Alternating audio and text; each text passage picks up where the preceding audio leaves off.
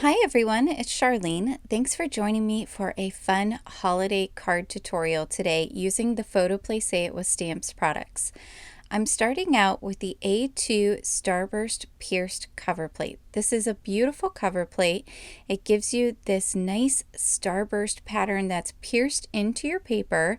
So I'm going to be using that for my background today. Really nice subtle texture. I've got a sticky mat here, and I find that helpful when I'm working with large stamps.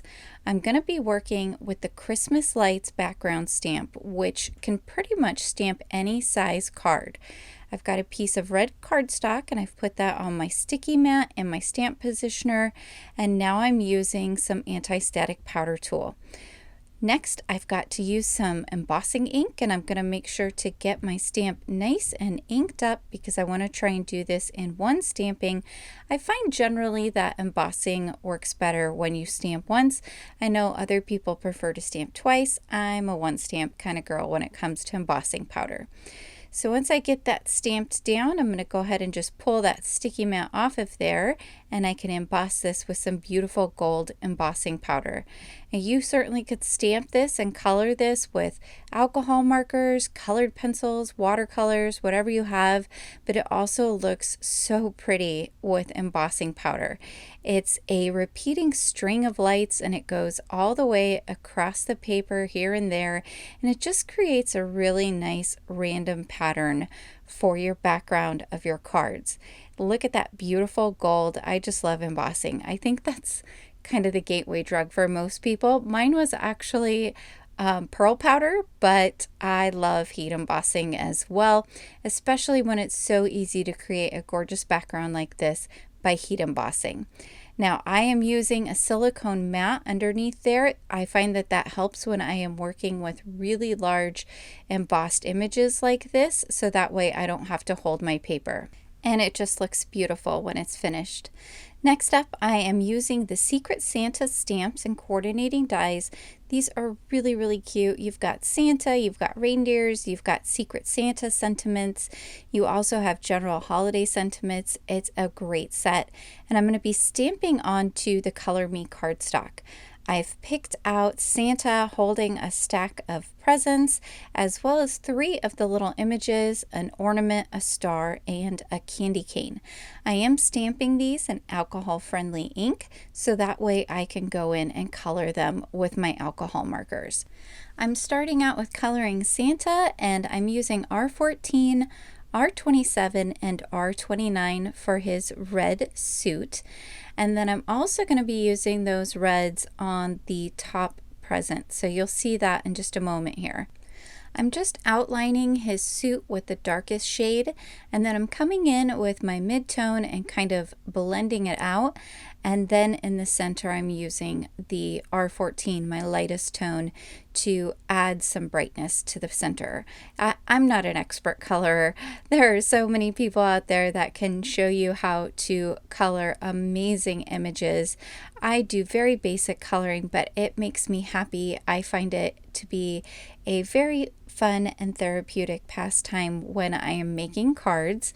And so I just always try to pick 2 or 3 colors that I think are going to coordinate well. And I start with the dark, then go to medium, then light. And sometimes I add in some more medium or dark if I feel like it needs some additional shadows. For my greens, I'm using G07, G28, and G29, again going dark, medium, and then light in the center of the present. I generally try to think about how things would look if the sun was shining down and kind of towards the front of whatever my image is. So I will put more shadowing towards the bottom of the image and a little bit less towards the top and sides. And adding that little bit of shading on the top and sides, it's going to give your image an appearance of 3D rather than 2D. But certainly you could color this image without any shading and it would still look really adorable. And in fact, it would be really quick and easy to not do any shading if you were going for a quick and simple holiday card. For the bow, I also used some of the greens, and then for the present I'm on now, I used Y28, C1, and C3. Y28 is a really gorgeous yellowish gold color, and then the C1 and C3 work well together to create a silver color. For this last present here, I'm using Y28 and then I'm shading with W5.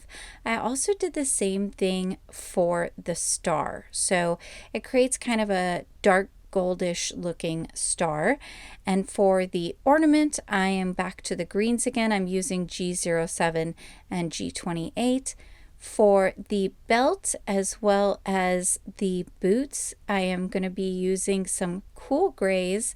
I'm using C5 and C7 for the darker areas. And then for the lighter areas of shading, I'm using C1. I usually try to shade areas that I'm leaving white, so like the tops of the boots, as well as Santa's gloves and the little pom-pom on his hat, as well as the top part that goes around his head. I'm just using that C1 to add a little tiny bit of shading on there so it looks like the light is hitting it. For Santa's beard and mustache, I'm using some warm grays. I'm using W0 and W2.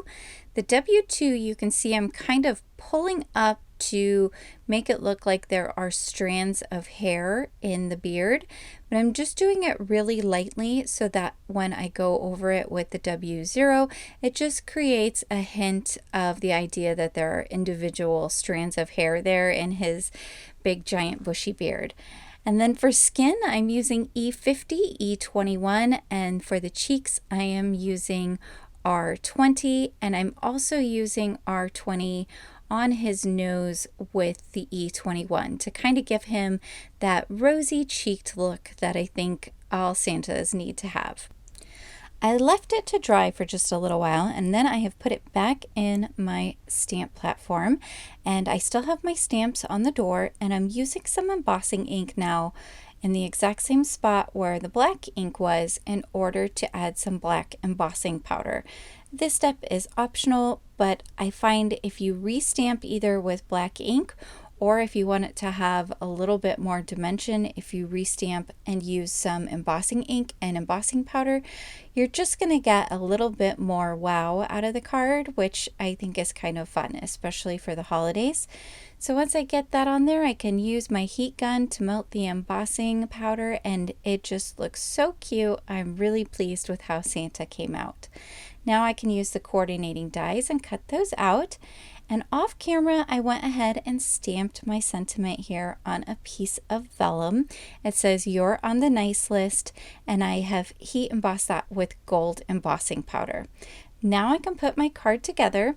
I have my red piece that we heat embossed the lights onto, and I have just put glue on about a half of it, maybe a little more than a half.